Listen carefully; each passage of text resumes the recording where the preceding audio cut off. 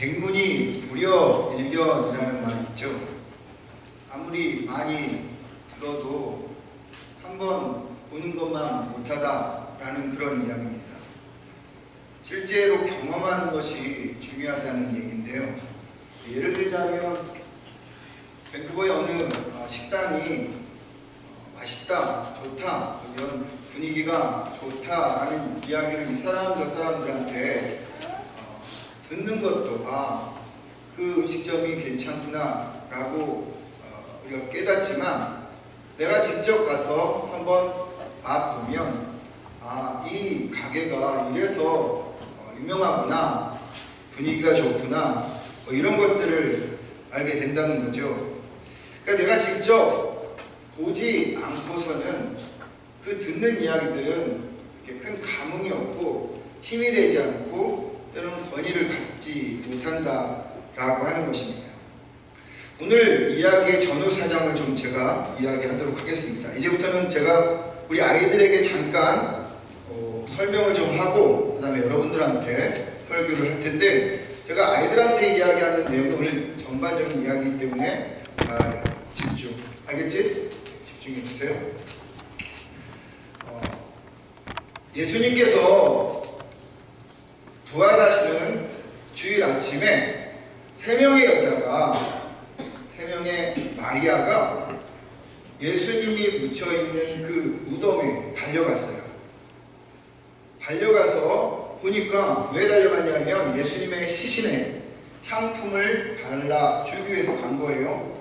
근데 막 달려서 이 무덤 앞에 딱 도착했는데 그 무덤을 막고 있었던 큰 돌이 옆으로 옮겨져 있는 거예요.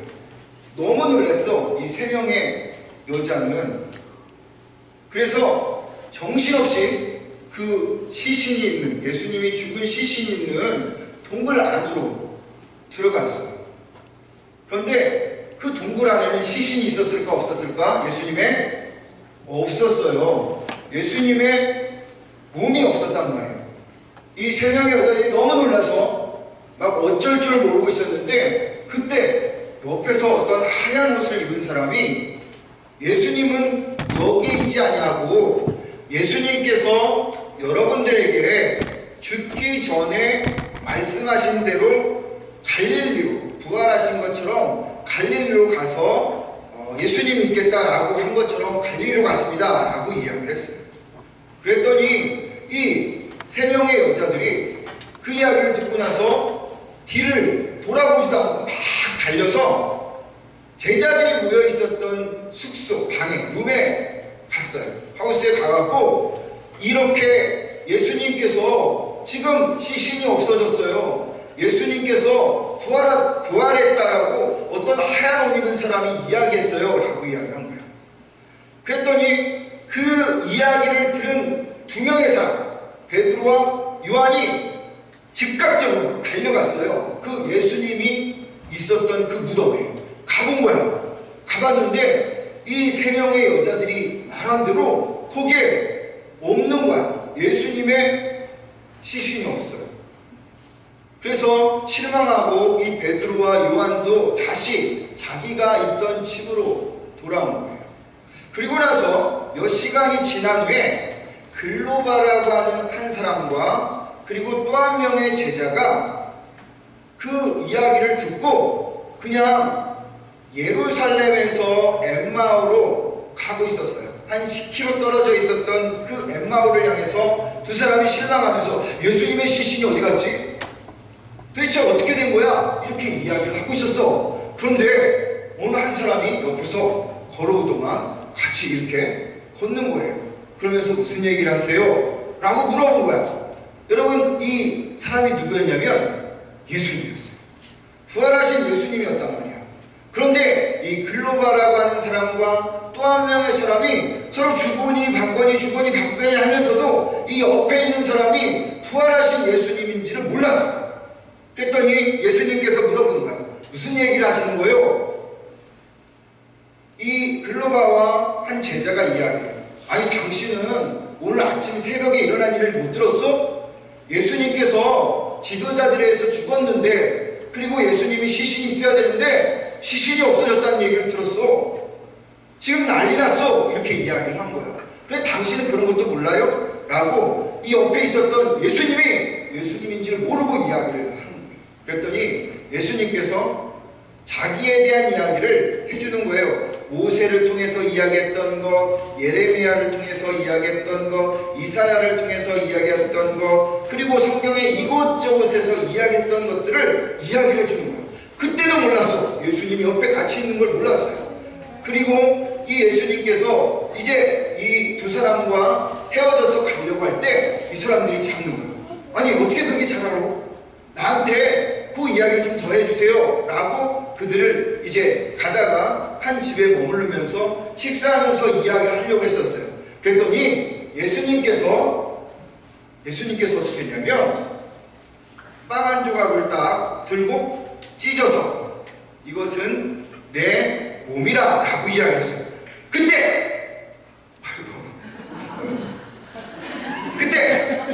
여러분 이 제자들이 뭘 생각했을까? 예수님이 죽기 직전에 제자들한테 뭘 했냐면 성만찬식을 했어요. 오늘 이따가 우리가 성만찬식을 할 건데 내 몸이나 내 피라 너희들은 이걸 먹고 마실 때 나를 꼭 리멤버하라 라고 이야기했어요. 근데 다 잊어먹은 거야. 다 잊어먹고 이 사람들이 예수님인지를 몰라본 거예요. 그런데 빵을 딱 쪼개니까 예수님께서 이렇게 돌아가셨는데 예수님! 라고 했었을 때 옆에 있었던 예수님이 온데간데 없어졌어요. 예수님이 없어진 거야. 같이 있었던 예수님이. 그래서 너무 놀랐던 이 글로바와 한 제자들이 왔던 길을 다시 돌아가서 이야기를 하는 거예요. 거기에 있던 사람들한테 내가 예수님의 부활을 봤어. 진짜 맞아. 그 여자들이 이야기했던 얘기가 진짜 맞아. 라고 이야기를 하는 거예요.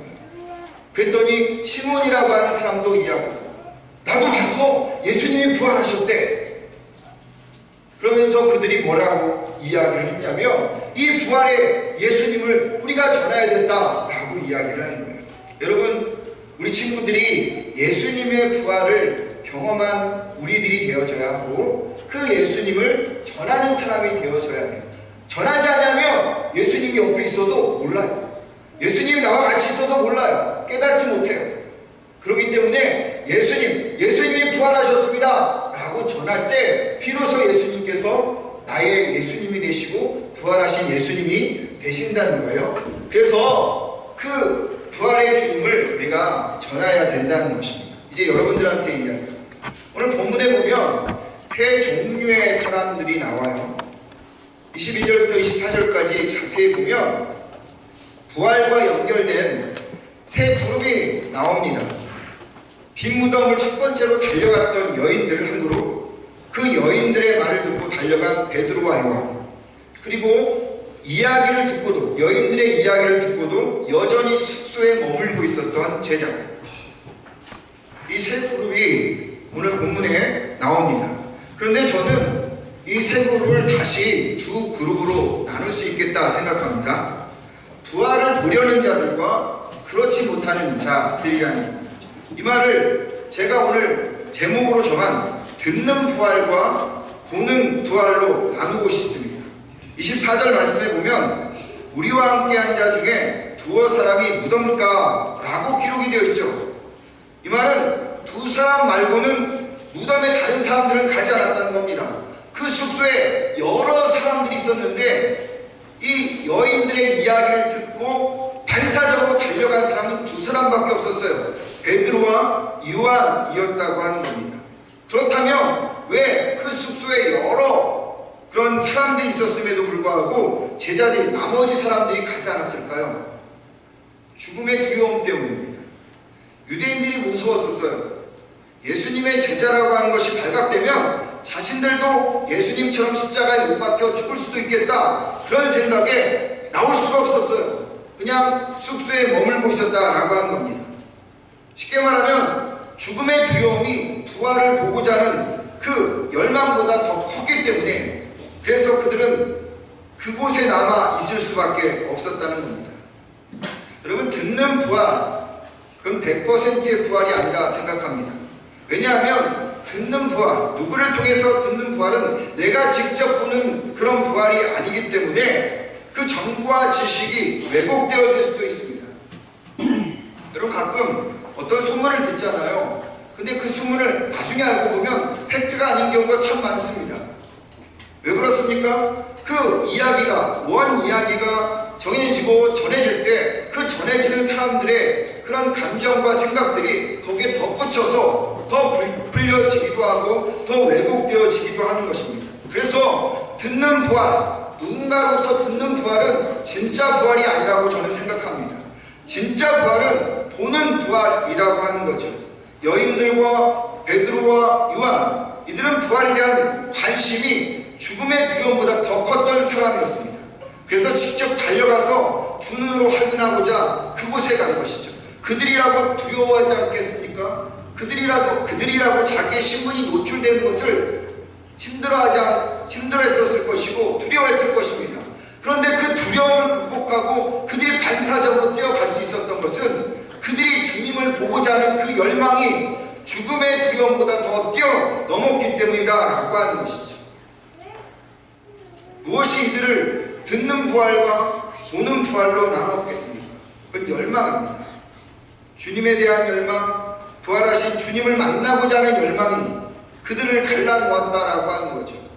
왜 숙소에 머물던 글로바나 그 외의 다른 제자들이라고 여러분 주님에 대한 열망이 없었겠습니까? 예수님을 이스라엘에 속량할 뿐이라고 여겼던 이 두 제자가 왜 예수님을 만나고 싶지 않았겠습니까? 그럼에도 불구하고 그들이 숙소에 머물러 있을 수밖에 없었던 것은 그들 안에 죽음을 뛰어넘는 열망이 없었기 때문입니다.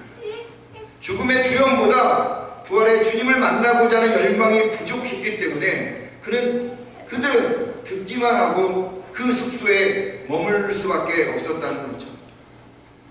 우리 주님이 사망 권세를 깨뜨리고 부활한 날입니다. 우리에게 필요한 신앙은요, 듣는 신앙이 아닙니다. 보는 신앙, 보려는 신앙이 우리에게 필요한 것입니다. 보려는 신앙은요, 주님의 부활에 삶을 최우선으로 두는 것입니다. 최우선을 둔다는 것은 그 최우선이 순수하다는 것이고, 순수하다는 말은 불순물이 개입되지 않는다는 것입니다. 그렇게 개입되지 않는 불순물이, 다른 것들이 개입되지 않으면 내 옆에 계시는 예수님이 보인다는 거죠. 부활을 보려고 경험하려는 열망을 가진 분은 주님의 부활을 봅니다.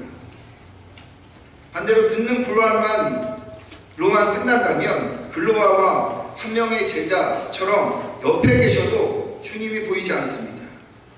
그러기에 부활을 경험하기 위해서는 먼저 주님을 향해서 뛰어가는 자가 되어야 됩니다. 그렇지 못하다면 누군가의 소리를 듣고서라도 뛰어가는 사람이 되어져야 합니다. 그때 부활을 경험하는 것이죠. 여러분, 오늘은 우리 주님이 부활하신 날입니다. 사망 권세를 깨뜨리신 날입니다. 왜 그분이 죽으셔야만 했습니까? 왜 그분이 사망 권세를 깨뜨리셔야만 했었습니까? 그것은 우리 안의 탐욕과 이기심과 결국은 죽을 수밖에 없었던 우리의 모습을 그분이 다 이기시기 위해서 그랬다는 것이죠. 죽음의 권세, 사망의 권세, 죄의 권세를 박살내신 그 무덤에서 3일 만에 부활하신 그 예수님으로 인하여서 우리가 더 이상 이 세상 사단의 권세에 지배당하지 않고 세상의 힘에 지배당하지 않고 살아가는 사람들이 되어진다는 거죠. 그 부활의 예수님이 우리의 마음을 치유하시고 우리의 눈물을 닦아주시고 우리에게 새로운 생명을 주신 날이 이 부활절이라고 하는 것이죠. 그렇다면 그것을 우리가 누려야 하지 않겠습니까? 그런데 우리가 듣는 신앙으로만 끊는다면 그것은 나의 것이 될 수 없다라고 하는 것이죠. 주님의 부활이 내 부활로 경험되는 듣는 부활이 아니라 보는 부활이 되어지기를 주님의 이름으로 축원을 드립니다. 듣는 부활 신앙을 이제 끝내십시오. 보는 부활의 신앙으로 나가십시오. 백문이 불여일견이라 하였습니다. 누군가에게 듣는 신앙이 아니라 직접 그분께 달려가는 보는 신앙, 그런 여러분과 제가 되기를 주의 이름으로 축원을 드립니다.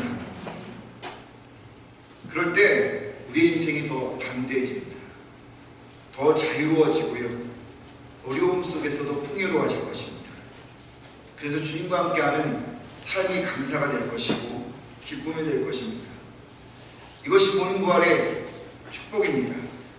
이 자리에 있는 저와 우리 모두 나중에서야 주님을 만나 숙소에 머물러 있던 그런 제자들이 아니라 부활의 현장으로 달려가는, 혹이라도 베드로와 요한처럼 누군가에게 들었다 할지라도 그 순간 그 열망이 너무 커서 달려가는 그 신앙, 그런 신앙의 소유자가 되기를 사망 권세를 깨뜨리시고 부활하신 예수의 이름으로 축원을 드립니다.